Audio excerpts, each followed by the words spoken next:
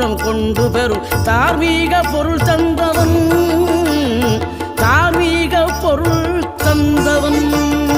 ஆறுபடை வீடும் அருள் வழங்கும் முருகா அருகே அணிவோடோடிவா. மூவிரண்டு முகம் ஜொலிக்க 2 கரங்களுடன் ஆதரவு தர